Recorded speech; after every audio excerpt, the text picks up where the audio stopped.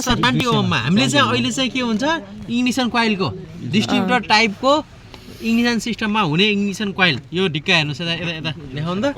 यो ढिक्काको चाहिँ हामीले चाहिँ के गर्नु पर्यो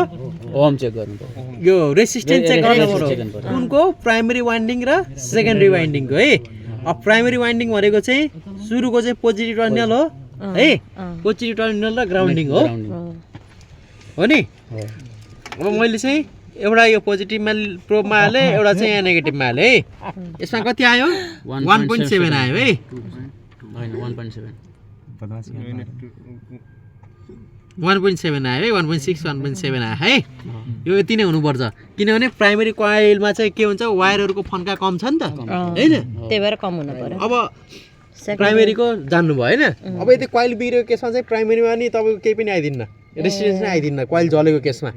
है हाम्रो इग्निसनमा चाहिँ हेर्नुपर्ने कुराहरु यो पनि हो हामीले चाहिँ यो चेक गरेर सेकेन्डरीमा केही कुरै हुन्न प्राइमेरी यदि प्राइमेरी नै हाम्रो चाहिँ के हुन्छ कोइल उडेको भने सेकेन्डरीमा त हुने कुरै भएन सर्किट नै पुरा हुँदैन नि त फर्स्टमा प्राइमरी नापे भयो प्राइमेरीको चाहिँ सर्किट पुरा भइसकेपछि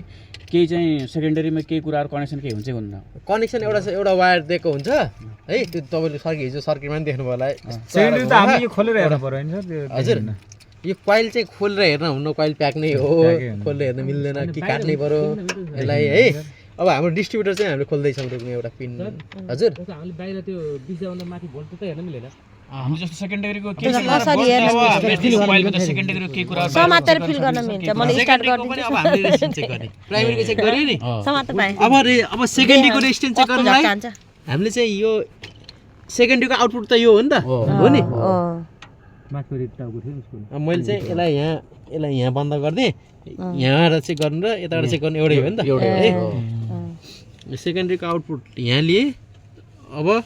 मैले चाहिँ अलि बढी सेकेन्डरीमा चाहिँ बढी रेजिस्टेन्स हुन्छ है भनेपछि मैले त्यही भएर 20K 200K अब जुनमा ल हेर्नुहोस् त 16,000 हो है 16K हो 1000 ओहम हो है 16,000 ओहम आयो के हो यसलाई भोल्ट हेर्न मिलेन सर यसलाई भोल्ट हेर्न मिल्दैन भोल्ट त चलेको बेला हेर्नु पर्ने हो है यो भोल्टेज होइन यो भोल्टेज